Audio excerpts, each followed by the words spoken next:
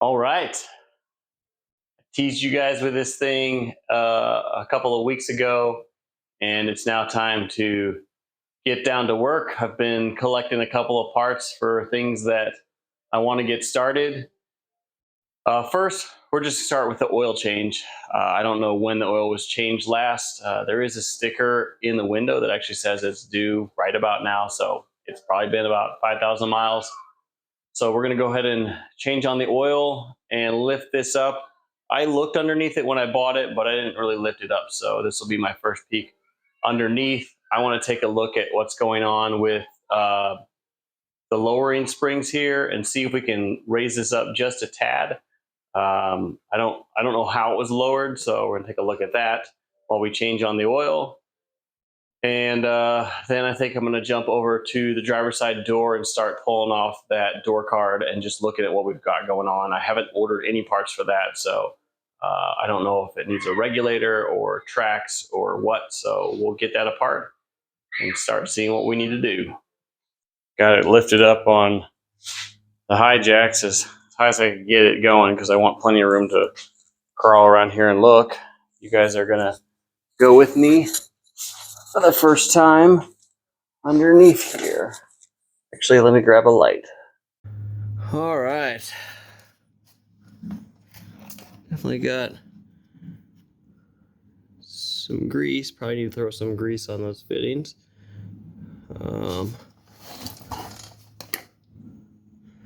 Yeah. Stainer rack seems tight.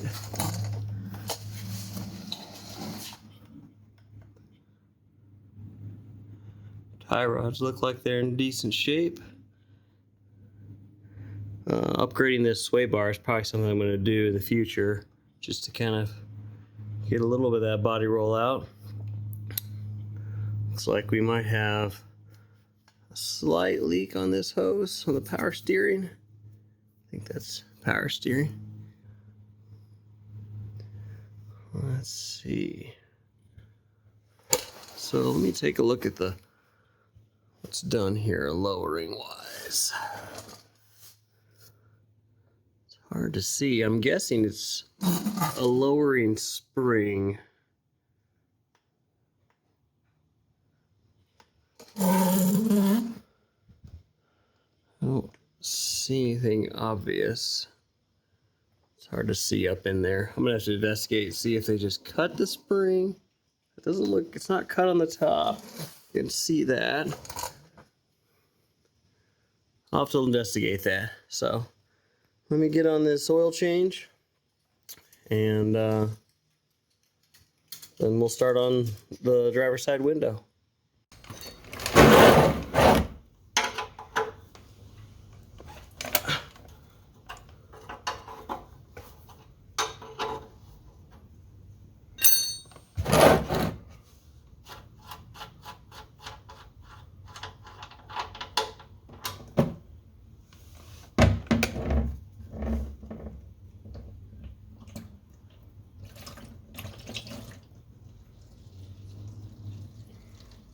Looks like the oil's in pretty good shape. It's dark, but I don't see any sparkles or anything in it. All right, oil change complete. I did measure the exhaust pipe at 2¼ inches so I can get a catalytic converter on order and get that welded in. But now it's time to dive into this door card.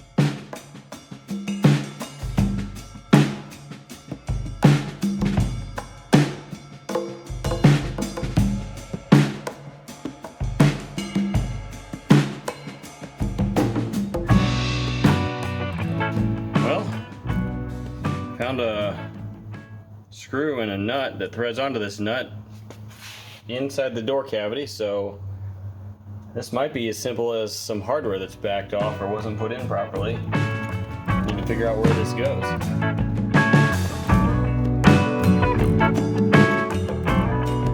Well, didn't turn out to be that missing hardware once I got in here. Found that's supposed to be one piece, and that is the slide for a little ball that goes in there if it's one piece and lifts the holds up the front side of the window. So I need to figure out if I can get that piece separate, or need a whole window regulator. We'll figure it out. It occurred to me that I never really explained what the issue is with this window. So when you roll it down, it's just kind of like floppy on the front side. The back side is clearly held up and goes up and down with the switch, but the front side is just floppy. So I kind of already explained this already, but it's that there's a bar inside of here that holds up the front and the back, and the front is disconnected because that little plastic piece is broken. So pick this up from the local parts store. That white piece is really all that's broken. That ball looks like it's riveted in. I'm gonna pull this apart and see. I don't know if I replace this whole thing or just this little plastic ball. I'll have to dig into it. Here's a better look at the part now that it's out. This is obviously the broken one, and then this is the new one. It actually came attached to this part. I don't need this at all, but this ball was actually in here. Applied a little force and just kind of popped out. So there's already a ball inside on the regulator mechanism that should just pop in this. This is obviously what happened here. It broke and then the ball doesn't actually stay in its place. So I should be able to slide this into the track and put it all back together. Well, that clip is back in the track now. Took a little bit of effort, and now I've discovered another problem. It'll go up and down straight, but not very well. And this window regulator has been replaced at some point, and I don't know if you'll be able to pick it up. Let's see here if I can do it. This one ought to do it. Those rivets are not tight at all. So I'm gonna need to drill those out and put some nuts and bolts in there so that that regulator, the motor, is nice and secure. That should help this actuate much smoother. Unfortunately, that didn't fix my issue totally. In fact, it's probably slightly worse now. I went ahead and threw two in there. I didn't do the other two rivets, but got them tightened down enough that it wasn't going to move, and tested it out. And probably from all of the actuation up and down with it out of its track, that window regulator, the motor, is just weak and really has trouble. It goes up and down straight now. That's nice. But it doesn't go all the way up. It needs a lot of assistance, especially after you do it, once or twice down. It clearly gets weaker, and then if you let it sit, it'll kind of regain a little strength. So need to go to the parts store and get a window motor. Well, that's a bit of a chore, but I got it out. In order to get this motor replaced, you have to pull the whole regulator assembly out, which means drilling out rivets that are holding the windows in. Those will obviously be put back with some nuts and bolts, some small nuts and bolts, so I don't have to drill rivets out the next time. Hopefully, there isn't a next time, but in case there is, so I will pull this old motor off. It's very weak, and put this new motor on. Shoo! That was quite the ordeal. But I got it back in, and the new motor is definitely much more strong than the old one. Goes up and down nice now. Took me probably 2 hours to get it back in once I had the motor mounted in the regulator. But glad that's done. So we can throw the door panel back on and button it all up. With the door card back on, we can move on to the next project. I've pulled off the roof rails because the black is pretty faded. Gave them a sanding to remove some of the nicks, and I wiped it down with some rubbing alcohol, and I'm gonna spray it with some flat black enamel to get it back to a nice black color.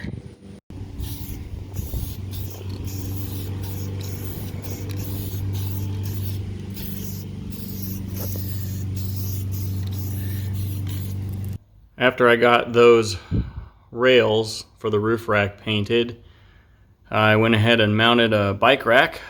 I am trying to get back in shape and get to riding again, so it's good to have these racks back on here. I did not paint the roof rails here.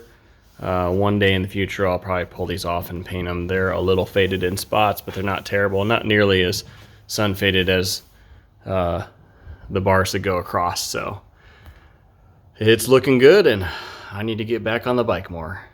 Well, it's been a couple days and I've enjoyed a working window, but it's time to take this back apart. I've got a little bit of an issue with the locking mechanism.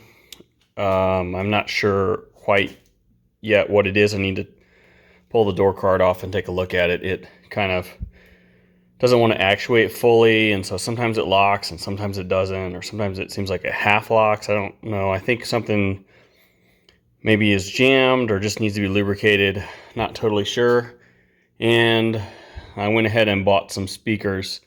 Those ones that are in there are terrible. I don't think they're the original, but there's pretty much no low end on it. I only get the high end. Pretty sure they're blown.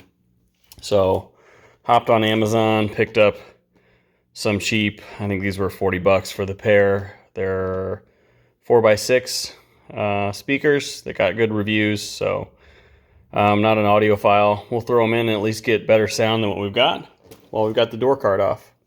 Okay, I'm gonna see if I can show this, but I pulled this panel off, and this is the lock mechanism here that goes up and down.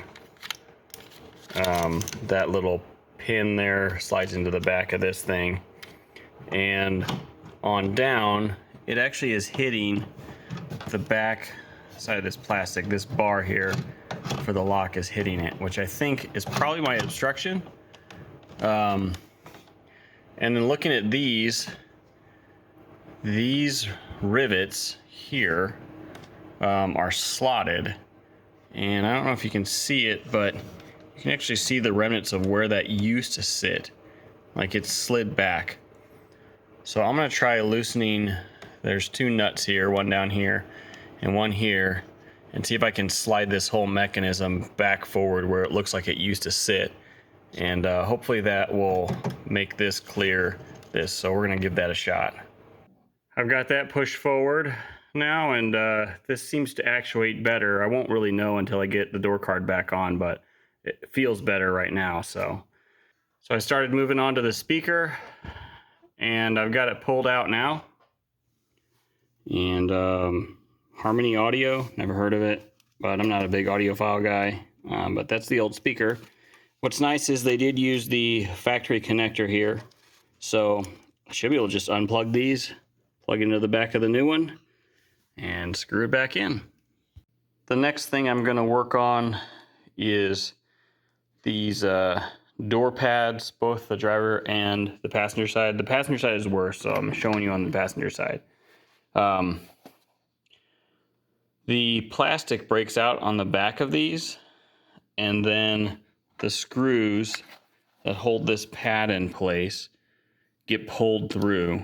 And even if they're not pulled through, like on the driver's side, they're not pulled through, just where they sit and how they're held in just kind of deforms the top of this. And then that adds to the stress of the plastic, and they break out and pull through. So my solution is going to be to cut a piece of aluminum. That's the size of this bottom section here, and then make it basically a plate, and then run the screws down through that plate. That will kind of clean up the look, I think, as well as hold it in there much better. So I'm going to cut a piece of aluminum just so we don't have corrosion issues if someone spills a drink in there, and then paint it black so that it matches the black. I'm probably actually going to use maybe some of the spray out bed liner I have laying around, or I might just use a flat black, but we'll spray that and then mount it in there. So I'm going to make one for both the passenger side and the driver side. That one's still attached, but it's definitely going to be pulling through soon. So I'm bad about hoarding little pieces of metal, and I have this, it's an extruded aluminum tube. I'm just going to cut out a couple pieces out of this. You can see I've already cut into it once for a piece. And that's what I'm going to use as a material. It's thick enough. It's the right thickness. So we're going to use this, cut it up, and make those little plates out of this. Okay, got two pieces roughly the same size. They're not perfect, but they're a little larger than what I need, including, one of these corners needs to be completely rounded off. So I'm going to actually clamp these together, and then using this belt sander, I'll be sanding both of them at the same time, so they should end up with basically the same shape. And the two door handles, or not handles, but the pads, that hole in them is a mirror on both sides, so I can get these the same shape and it'll work on both sides. Brackets are made up, and I'll clean these up with some brake clean or something just to make sure the surface is decent, and then into my painting booth. All right, got my paint booth set up, and I'm just going to use some of this truck bed liner. I think it'll kind of soften the touch a little bit instead of just a flat enamel. And this is left over from a project on the cart vet. So we'll just use some of this and put a coat or two on both sides probably.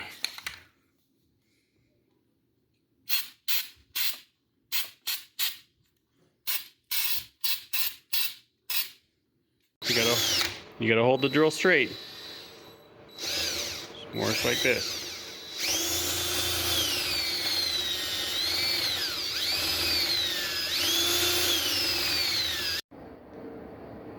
And now that's in there, it looks like it kind of belongs. The last thing I'm going to tackle for this video is going to be this steering wheel. I've wanted to replace it since I got the car. The rubber is pulling away here. You can actually see the white behind it. And these horn buttons no longer work, neither of them. Also, I know some guys like the classic look, but I kind of think that the general design of the steering wheel is ugly. It's also really huge. I think it's a 16-inch diameter. And to fix the horn issue, the previous owner put this button down here that is the horn.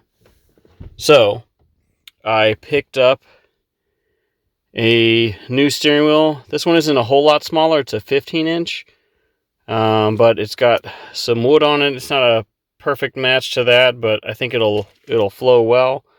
And it's got a horn in the middle and some chrome. So I like the look. So we're gonna pull this off and throw an adapter on here, and then throw the steering wheel on.